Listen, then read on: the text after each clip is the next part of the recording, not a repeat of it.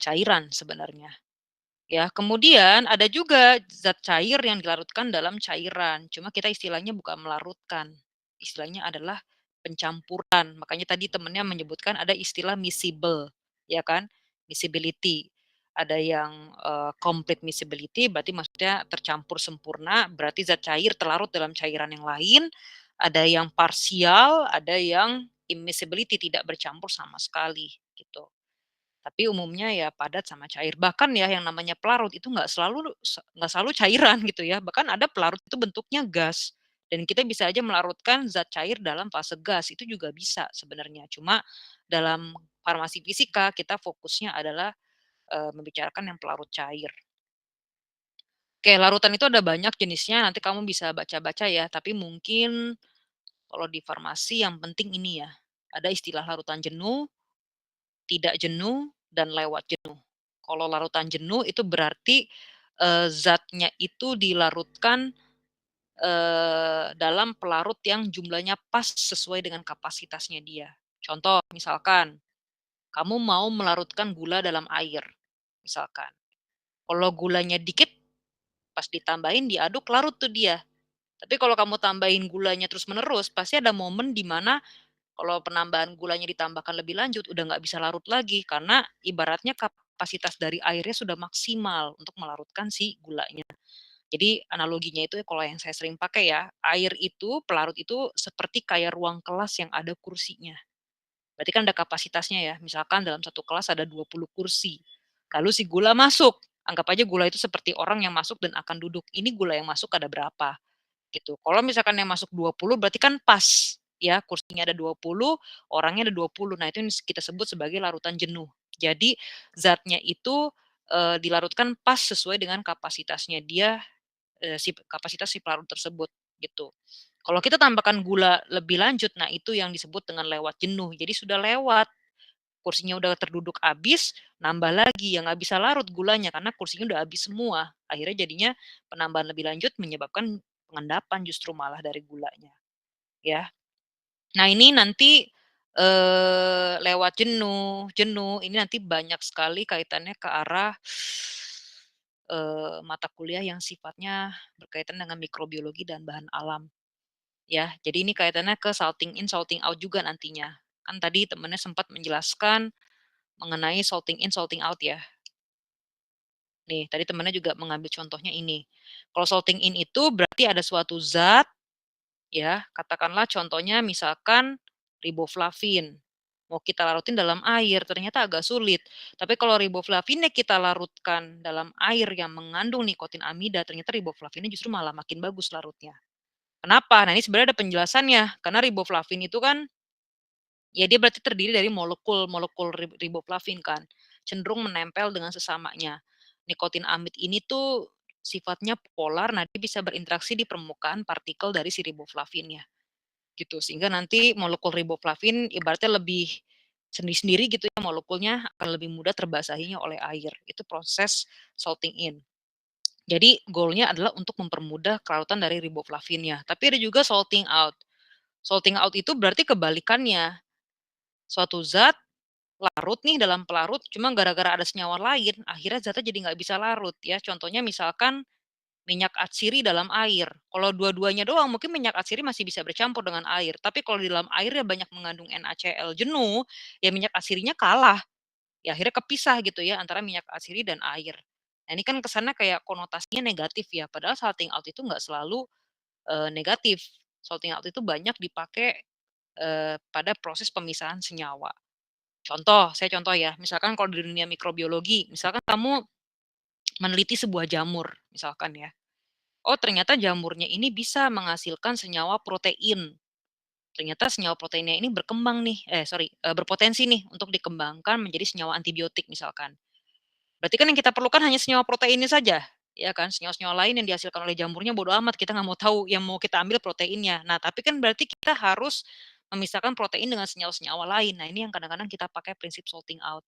Jadi nanti mungkin hasil sekret dari, jamurnya itu kita ambil dulu semuanya, nah nanti bisa jadi dalam hasil sekretnya itu kita tambahkan NaCl dalam jumlah yang banyak.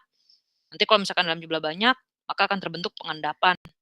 Yang mengendap itu adalah senyawa proteinnya biasanya. Jadi nanti ada bagian fase cair, ada padatnya. Cair yang kita buang, padatnya kita ambil untuk dimurnikan lebih lanjut, sehingga hanya proteinnya saja yang kita ambil, gitu ya. Jadi salting out ini sering dipakai untuk teknik pemurnian biasanya. Begitu juga dengan bahan alam, ya.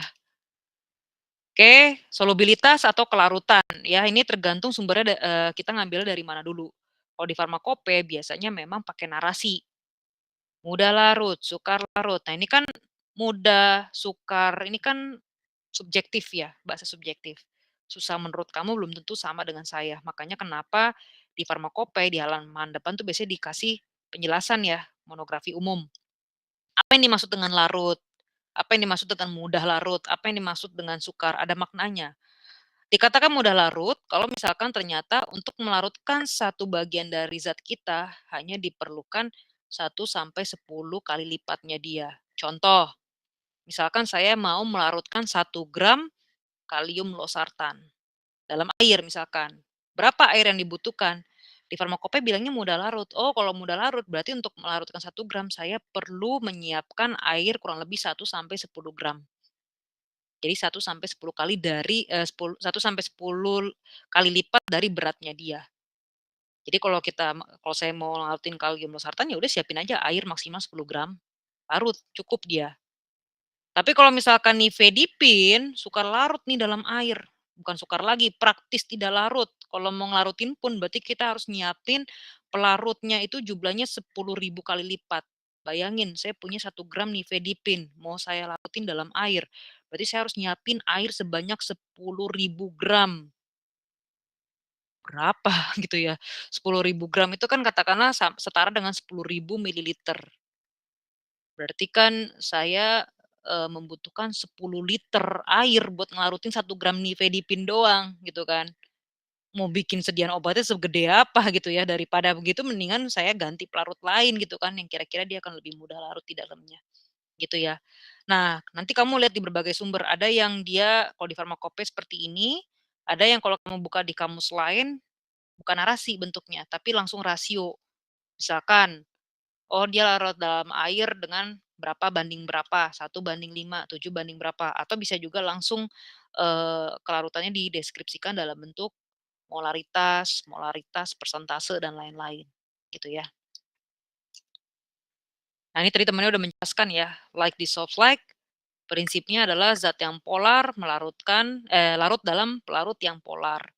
Yang termasuk pelarut polar apa aja? Contohnya air, metanol, dimetil sulfoksida ya, asetonitril ini polar semua. Geng-geng polar ya, tapi dari geng polar pun yang paling polarnya pasti ada dong bosnya ya, yaitu si air yang paling polar. Kenapa dia paling polar? Karena tetapan dielektriknya paling tinggi. Jadi kamu tahu dari mana sih kalau suatu pelarut tuh polar, semipolar, atau nonpolar, kita lihat dari tetapan dielektriknya, makin tinggi dia makin polar. Nah, kalau misalkan suatu zat polar kita larutkan dalam pelarut polar, kok bisa dia larut? Ya karena ini ada interaksi berbagai interaksi ya, tadi temannya sempat menyebutkan mungkin dia terionisasi gitu ya, ada yang dia tidak terionisasi tapi membentuk momen dipol, ada yang membentuk ikatan hidrogen ya, seperti senyawa-senyawa amin, keton, aldehid, alkohol dalam air ya misalkan, dan lain-lain gitu ya. Sementara yang nonpolar itu melarutkan yang nonpolar. Contohnya apa yang nonpolar? Karbon tetraklorida. Toksik ya ini ya. Biasanya kalau kita mau ngetes obat kanker di tikus, berarti kan tikusnya kita bikin kanker dulu ya. Nah, ini biasanya kita pakai CCl4-nya. CCl4-nya kita kasih sampai tikusnya mengalami kanker, baru kita kasih anti kanker. Kita lihat efeknya bagaimana, apakah bisa mengobati kankernya. Nah, ini ya, CCl4, benzen, toluen, minyak mineral, heksana ini pelarut nonpolar semua nih. Nah, ini biasanya dipakai, kalau lagi ekstraksi ya, misalkan kamu tadi mau menarik senyawa flavonoid, tapi kan pengotornya ada banyak, mungkin ada minyak, apa segala macam yang kita tidak butuhkan, bisa kita bersihkan dengan menggunakan ini. Cuma seperti yang kamu lihat banyak sekali pelarut nonpolar ini yang sifatnya toksik sebenarnya. Jadi walaupun zat kita dicampur dengan ini tujuannya adalah untuk menarik senyawa-senyawa pengotor, tapi kita harus pastikan juga apakah dia masih ada sisa dalam ekstrak kita. Karena kalau ada ya dia bisa menyumbang efek toksik bagi yang mengkonsumsi gitu. Makanya sekarang banyak sekali kalau di dunia herbal itu penelitian mengenai ekstraksi dengan bahan-bahan yang, ramah lingkungan.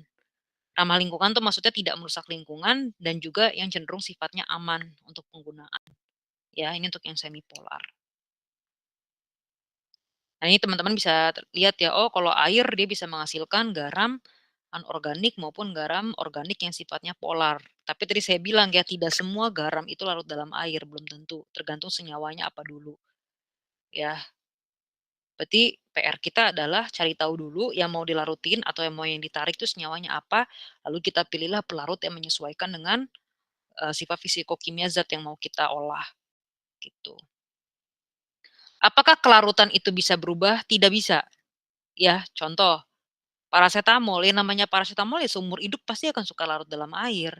Emang udah seperti itu alamnya. Parasetamol struktur kimianya kayak gimana, ya udah dia suka larut dalam air gitu ya.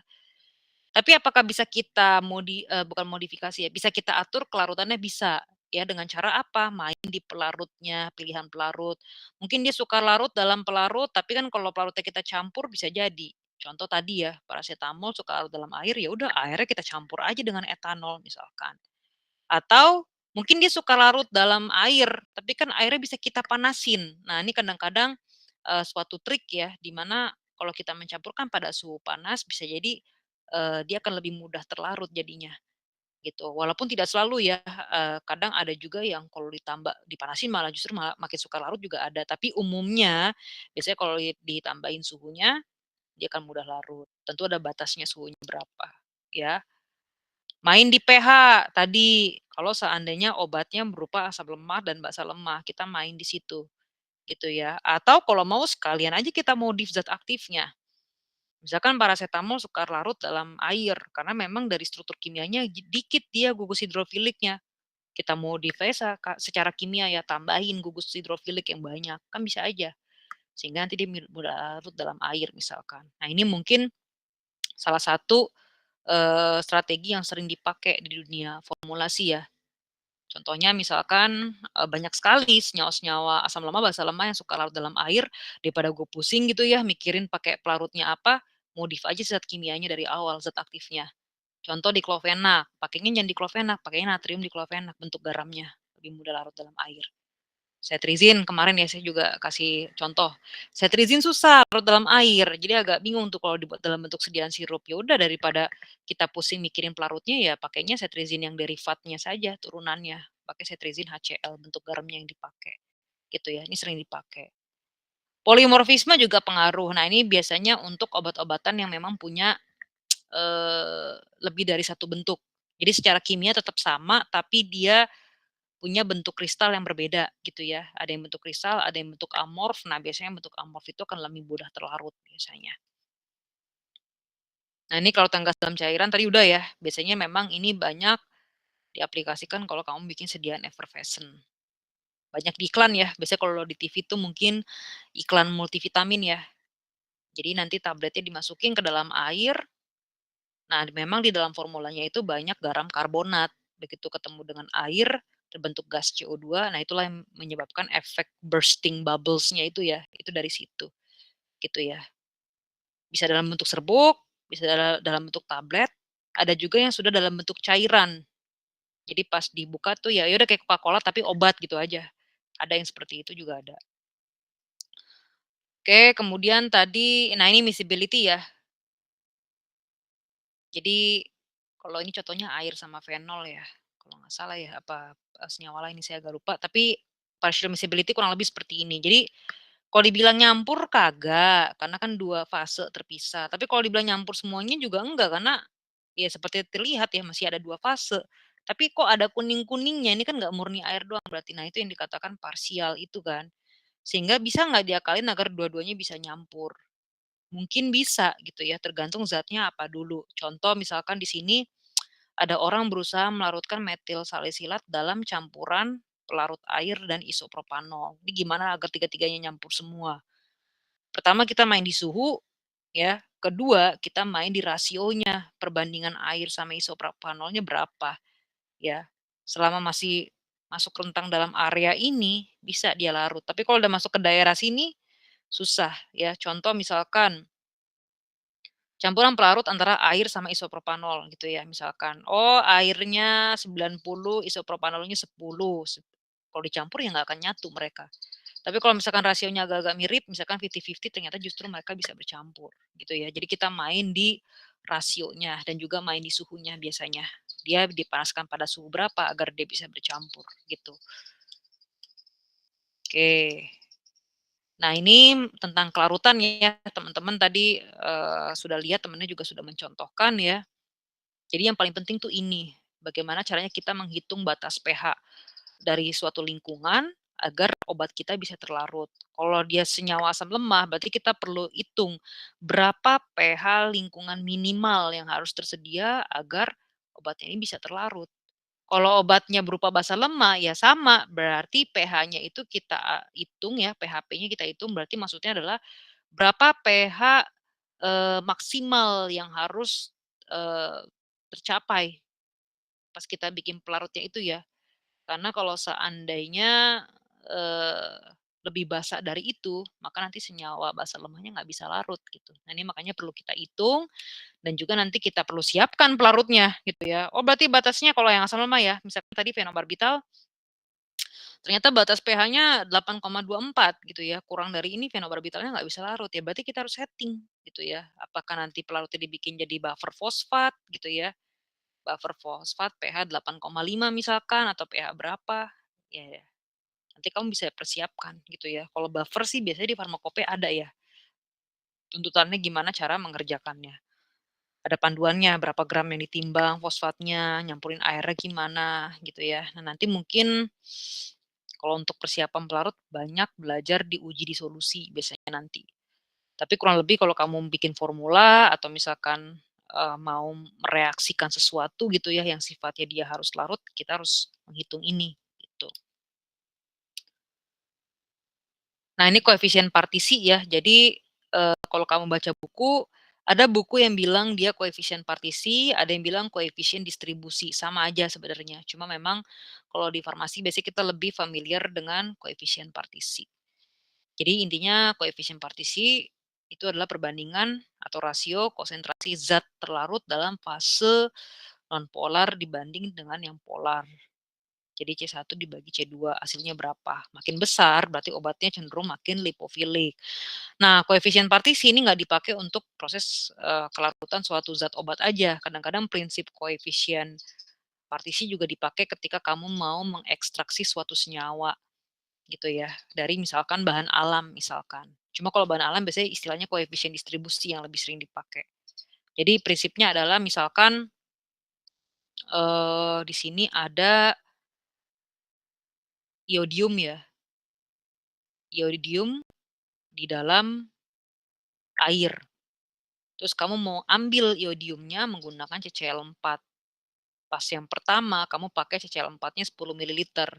Berapa iodium di dalam air yang ketarik oleh CCl4-nya itu pada ekstraksi pertama, itu bisa dihitung, gitu ya.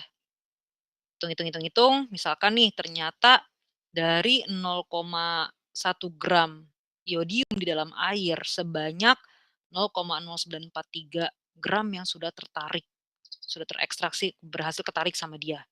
Berarti kan belum 100% tuh, iya kan? Berarti kan ada ini kan, 0,0057 gram yang tersisa masih ya di dalam air.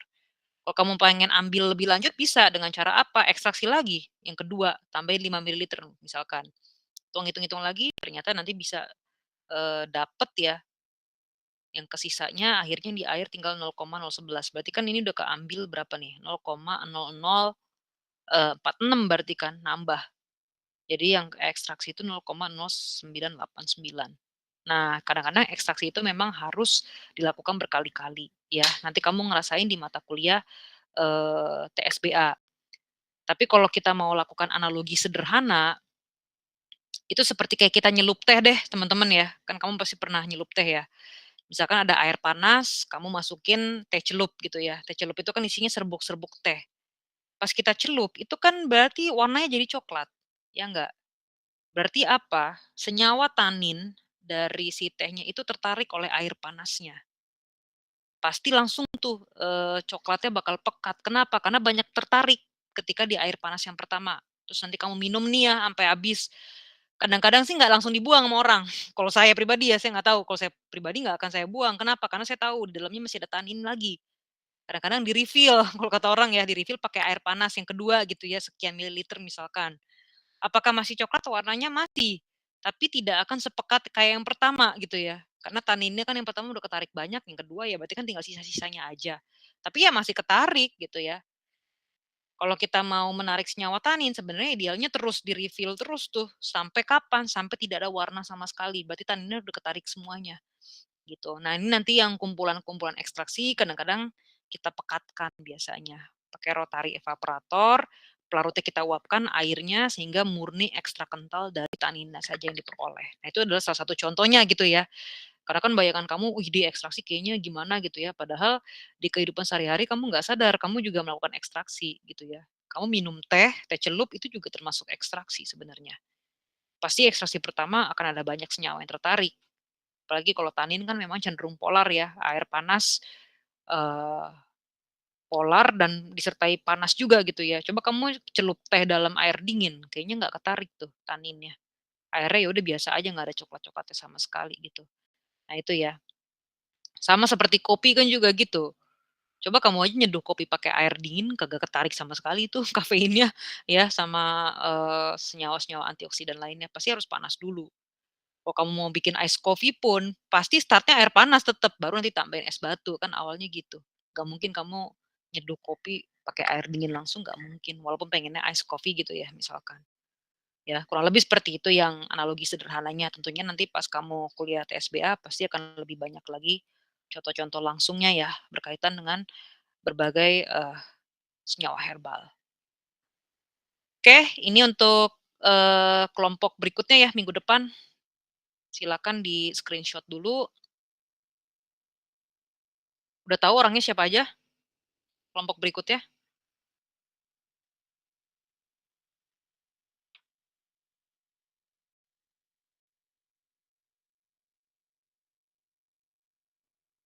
Yang kelompok 4 Sudah ada? Ibu. Udah?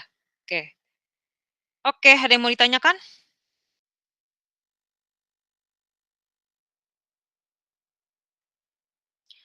Nah ini untuk kelompok 4 ya.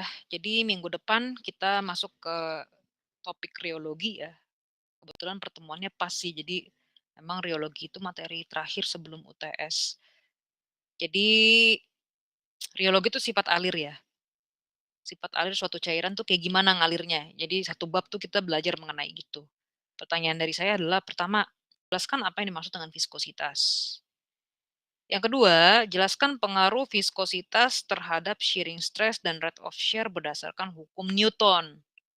Sehingga nomor 2 kamu harus jelasin dulu rumus hukum Newton tuh kayak gimana gitu ya. Jadi jangan langsung shearing stress tuh ini pengaruhnya rate of shear ini, nanti temennya pasti bingung. Jadi kamu harus jelasin dulu hukum Newton tuh kayak gimana, yang dimaksud dengan shearing stress yang mana, rate of shear yang mana, lalu bagaimana koneksi antara keduanya, itu semua kelihatan dari hukum Newton. Kemudian yang ketiga, jelaskan apa perbedaan sifat alir yang mengikuti hukum Newton sama yang tidak mengikuti hukum Newton, karena ternyata banyak juga cairan yang tidak sesuai dengan hukum Newton. Kalau kita membicarakan sediaan farmasi, itu kebanyakan justru yang non-Newton malah. Lalu, pertanyaan berikutnya adalah jelaskan perbedaan sifat alir plastis dan tiksotropi. Nah, ini kita udah mulai masuk ke tipe-tipe alir. Alir tuh kesannya kayak aliran sesat apa gimana gitu ya. Aliran cairan ya, aliran cairan itu sifatnya gimana, ada jenis-jenisnya, ada yang plastis, ada yang tiksotropi, ada banyak lagi tipe-tipe lainnya.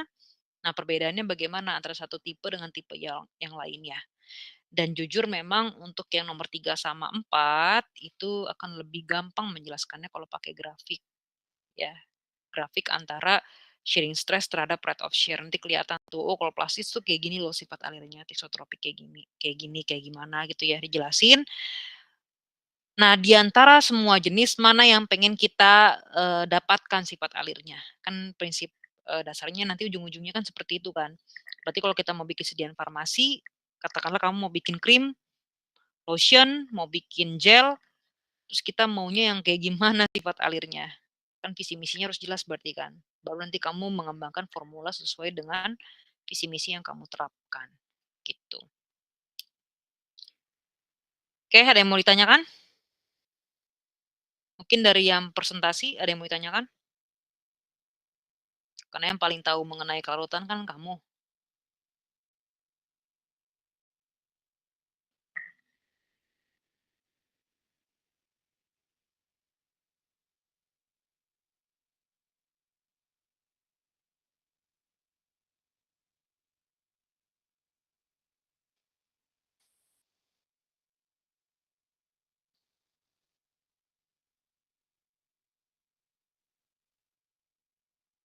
10.50 kan ya kita ya, terakhir kan 3 SKS matkul ya.